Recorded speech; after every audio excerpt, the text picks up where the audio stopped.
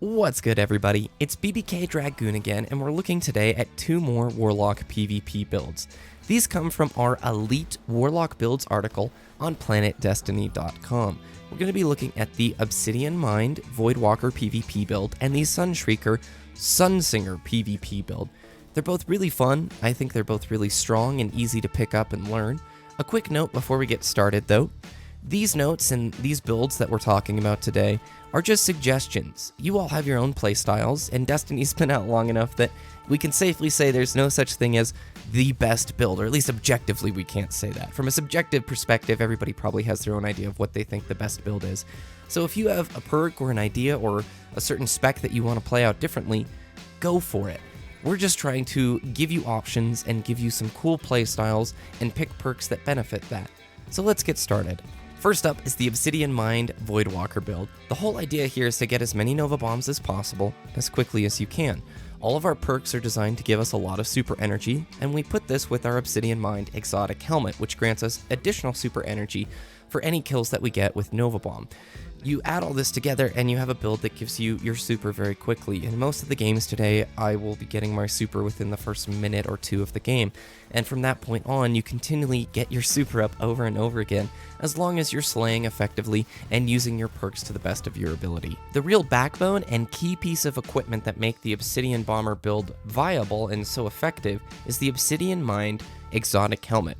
Now, this is one of my favorite looking exotic helms in the game, but it gives you the perk Insatiable. Nova Bomb kills reduce the cooldown of your next Nova Bomb. So as you secure kills with your Nova Bombs, you're actually going to be decreasing the amount of time it takes to get that next Nova Bomb. Think of it like a proc. The more people that you kill with your Nova Bomb, the faster that super bar is just going to chunk itself back up. And this can lead to a very effective and dangerous feedback loop for the opponents. As you get Nova Bomb kills, 2, 3, maybe even a 4-piece in there, your Nova Bomb is going to recharge very quickly, and this allows you to throw a lot of destruction at the enemy very quickly. The grenade that we suggest is the Scatter Grenade, which deploys a bunch of mini bombs, and it's waves of these little mini bombs that do damage to opponents based on how far away they are from the initial point that the grenade hits. I will say that the Vortex Grenade and the Axion Bolt Grenade are both good options depending on your playstyle. For instance, the Vortex Grenade might be really helpful in control, but if you're playing a lot of Clash, Axion Bolt and Scatter, I think, are better choices. The glide we suggest is Blink. Blink is very powerful, and it's fairly self-explanatory. You move very quickly, and it's disorienting for the opponent to see you. The Nova Bomb we suggest is Shatter. Nova Bomb splits into 3 projectiles. This covers a larger area, and we don't really need the damage over time that the Vortex gives us, and we certainly don't need the straight line that Lance gives us. Shatter is going to give you more opportunities to kill enemies that are further spread out. Energy Drain, we're going to select the bottom one, which is Soul Rip. Killing an enemy with Energy Drain reduces the cooldown of Nova Bomb. Hopefully you're starting to see the trend here that we're trying to get that Nova Bomb as quickly as possible.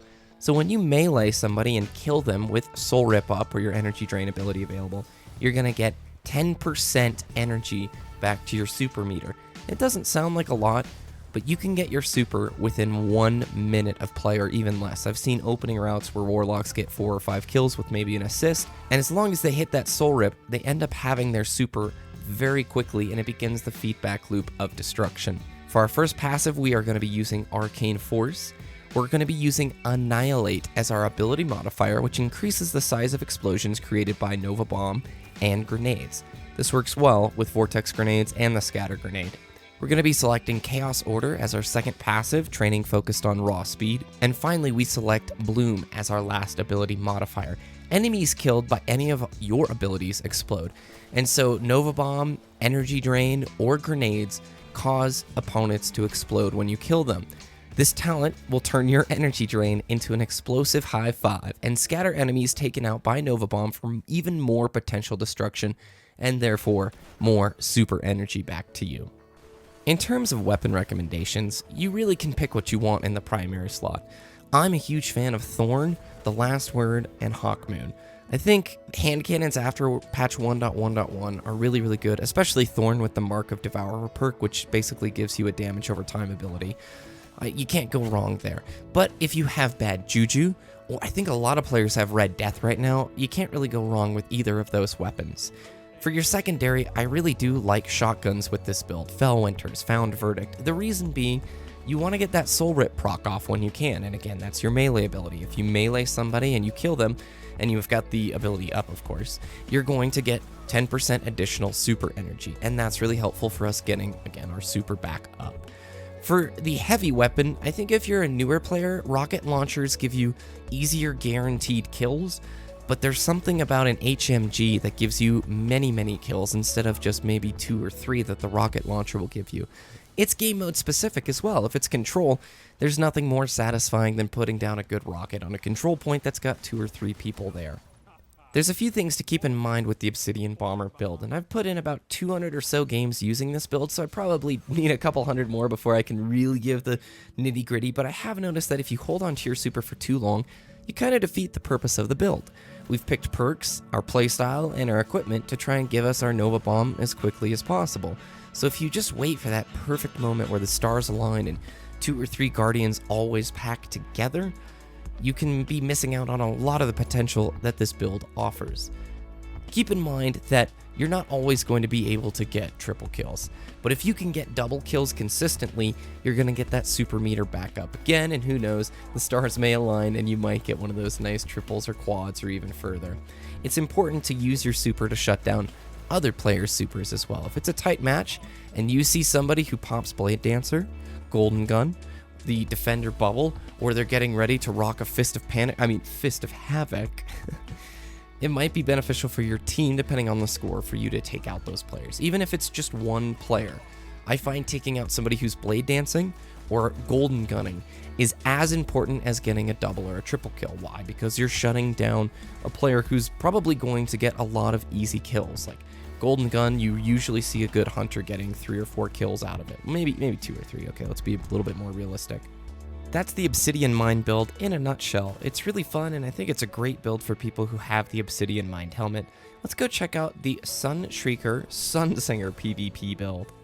The Sun Shrieker build is all about staying alive as long as you can with Radiance up and being this unstoppable juggernaut. The grenade we select is Firebolt Grenade, and this unleashes bolts of solar light at nearby enemies. This is especially strong on maps with tight quarters, choke points like hallways, or control points where you can throw this nade and 2 or 3 opponents are nearby and you're going to get a lot of damage done. The glide we use is Balanced Glide. And then for our Radiance perk, we select Radiant Skin, and this reduces incoming damage even further. Now, normally when Radiance is activated, you take a lot less damage. You add Radiant Skin to the mix, and you take a lot less damage. Don't kid yourself, though. If 2 or 3 opponents are focus firing you down, even with Radiance and Radiant Skin up, you will die pretty quickly. You still have to navigate very effectively and be intelligent about your movements, but this perk will make you even harder to kill. We pair that with our Scorch ability, which is going to be Flame Shield. Damaging an enemy with Scorch reduces incoming damage for a short time. You get an overshield when you melee somebody as long as Scorch is up, and this, although it doesn't cover a lot of damage, can be enough to stay alive, especially if Radiance is up at the same time. We select Arcane Force as our first passive. Our ability modifier is going to be Radiant Will, which increases the duration of Radiance. Our second passive is going to be Divine Order, training focused on toughness at all costs. And then finally, Angel of Light, which is kind of I want to say it's more of a trolley kind of ability. It's more for players who are experienced, who are maybe going for some cool clips for montages or good video clips, because it's one of the only abilities in the game that let you aim effectively while in the air. A few places where this is useful: jumping over an obstacle to get an angle on your opponent that they don't expect, so you can snipe and do things that you normally wouldn't be able to do. But do be forewarned against good players. When your Guardian sits in the air frozen, you're a very easy target to kill. So it's something to keep in mind, and you may actually want to choose Gift of the Sun, which gives you an additional grenade. If you do this, it's not a bad option. Angel of Light is just put in there because it's a cool perk. A lot of people like it, and if you're a creative, strong player, you can make it work to your benefit, but at the same time, you can be a sitting duck quite easily. With this build, I prefer Bad Juju or Red Death. Bad Juju has the perk String of Curses, which grants you an instant reload to your clip and increased damage for a short time after you get a kill. This is really nice when you're pushing on enemies as Radiance is up. You don't have to waste time with reloading as you're taking enemies out. Of course, Red Death is going to return some of that lovely health that we always want and need in PvP. For secondary, I again recommend a shotgun because of course when Radiance is up, you're trying to get Flame Shield procs by meleeing enemies and you're in close range for that. That means shotguns usually prove their worth. I love my trusty Against All Odds. It's a great HMG that I use for my heavy.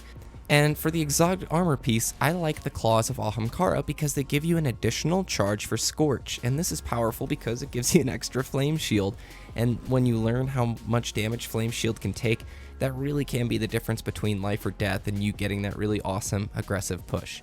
That's it for the Obsidian Bomber and Sun Shrieker build guides. Thanks for watching. If you have suggestions or things that you would do differently, we'd love to hear about it down below. You can find me at youtube.com/bbkdragoon, and we'll see you next time, Guardians.